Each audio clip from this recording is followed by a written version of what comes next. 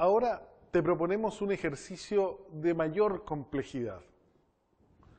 Debes determinar si estas sustancias son polares o apolares.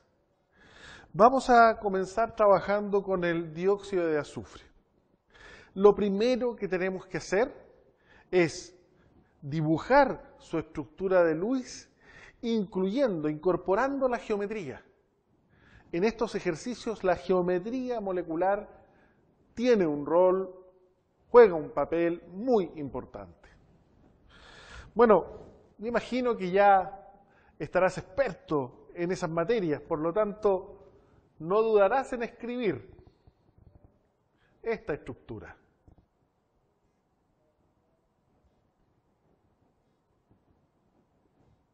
Y aquí un doble enlace entre el azufre y el oxígeno. Y tú sabes que este dióxido de azufre además forma una estructura resonante y también sabes que este ángulo es del orden de los 120 grados. Bueno, lo primero que tenemos que resolver es si los enlaces oxígeno-azufre son enlaces covalentes polares o apolares. Revisa en tu tabla.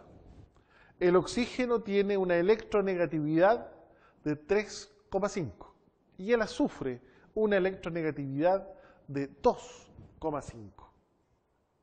Entonces, ¿es polar o apolar?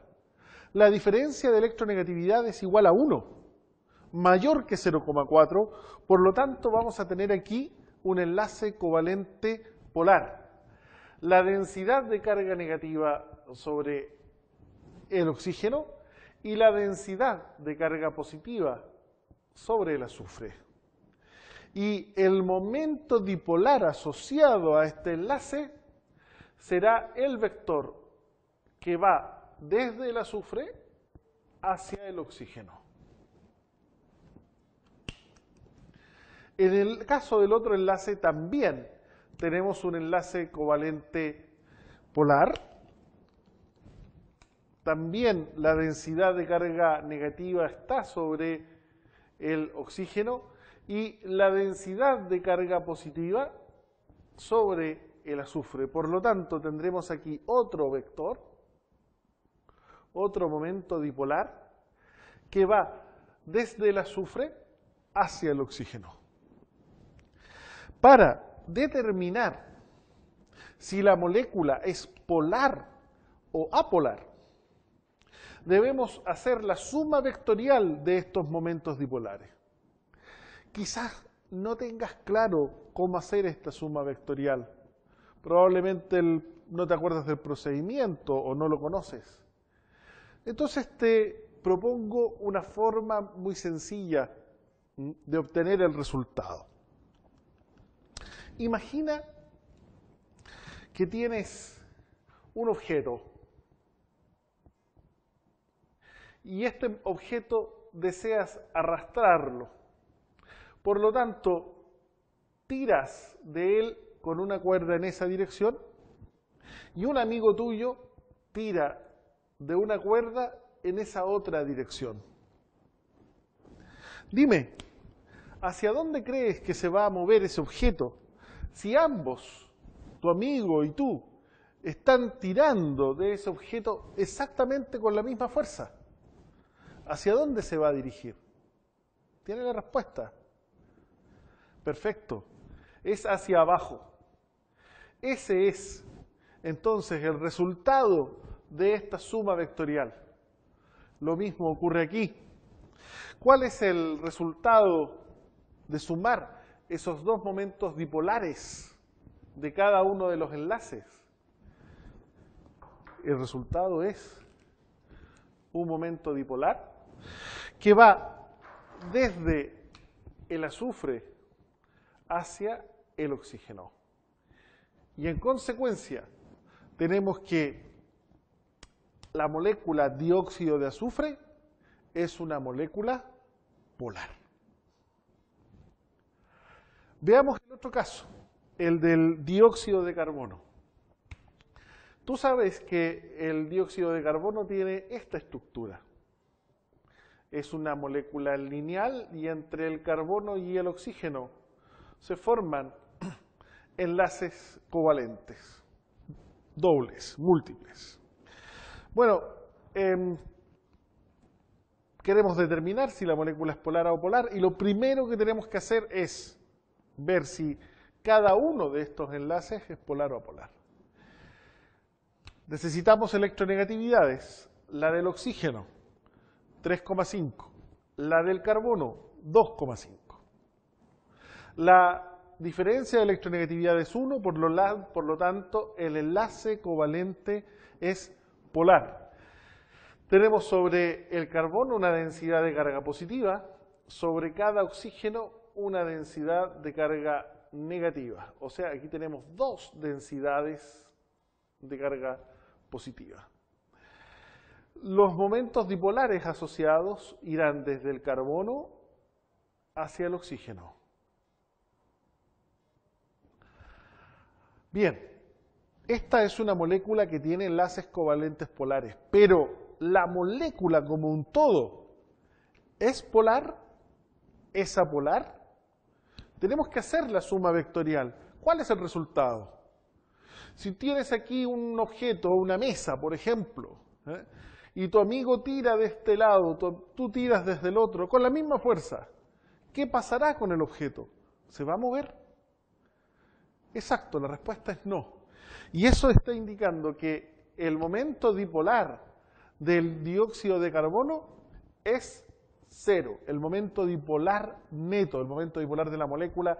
Por lo tanto, la molécula dióxido de carbono es una molécula apolar.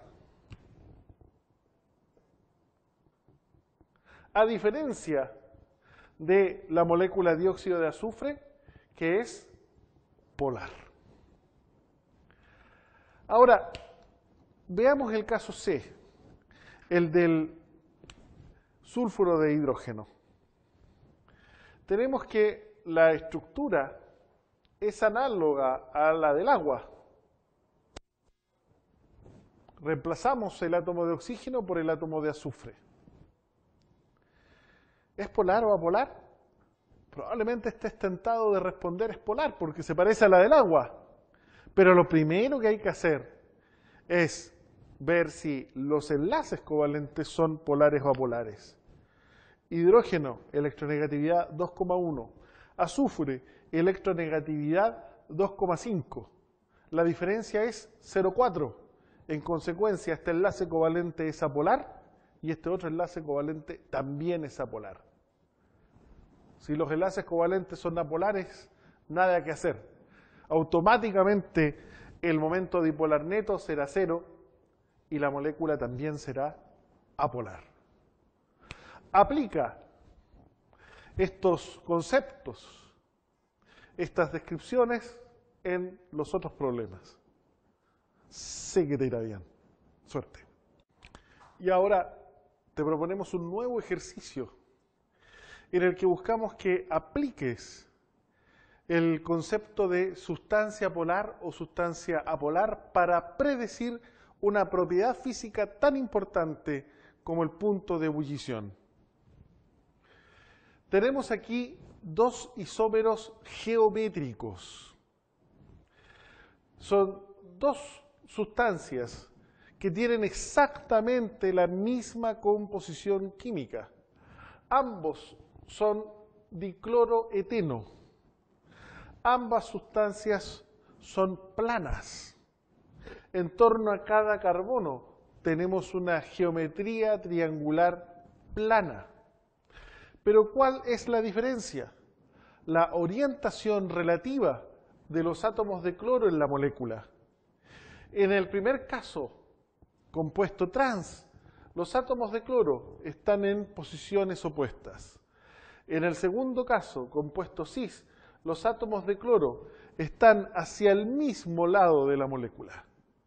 Y la pregunta que te hacemos es, ¿cuál de estas dos sustancias tiene el mayor punto de ebullición?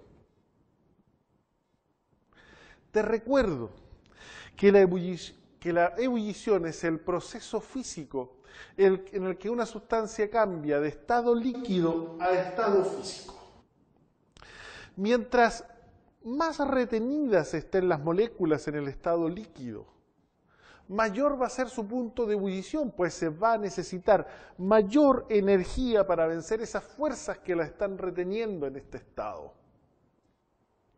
Para que una molécula, una sustancia, pase del estado líquido al estado gaseoso, se necesita energía. Y esa energía tiene que ver principalmente con aquella energía que se necesita para vencer estas fuerzas que la mantienen unida, que la mantienen siendo parte del estado líquido. Bueno, ¿y qué tipo de fuerzas son estas? Son fuerzas atractivas de tipo electrostático. Exacto. Una sustancia que es polar, en general, una sustancia que es polar va a tener un mayor punto de ebullición que aquella sustancia que es apolar. Bueno, entonces ahí está la clave. Debemos determinar si estas sustancias son polares o apolares. El procedimiento, ya lo vimos. En primer lugar, tenemos que ver si los enlaces individuales son polares o apolares. Y para esto necesitamos los datos de electronegatividad. En el caso del carbono, tenemos una electronegatividad de 2,5 y en el caso del cloro una electronegatividad de 3,5. Por lo tanto, hay una diferencia de electronegatividad igual a 1 y eso implica que el enlace covalente carbono-cloro es polar y va a tener un momento dipolar asociado que irá desde el carbono hacia el cloro. Y aquí, en el caso de este otro enlace, carbono-cloro, tendremos un momento dipolar que irá desde el carbono hacia el cloro. Estos momentos dipolares tienen exactamente la misma magnitud. Aquí se repite la situación, lo que cambia es la orientación de estos momentos dipolares. Pues bien, cuando hacemos la suma vectorial de esos momentos dipolares, ¿cuál es el resultado? Te recuerdo, imagina que estás tirando de un objeto con cuerdas. ¿Cuál es el resultado? Las fuerzas, o los vectores, se anulan. Y por lo tanto, el momento dipolar neto será 0. Y tenemos aquí una sustancia apolar. En el caso del compuesto cis, estos dos vectores se refuerzan en la vertical.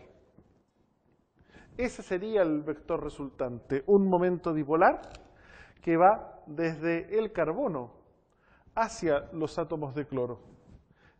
Y por lo tanto, podemos decir que el compuesto cis es un compuesto polar. ¿Cuál de las dos sustancias tiene un mayor punto de ebullición?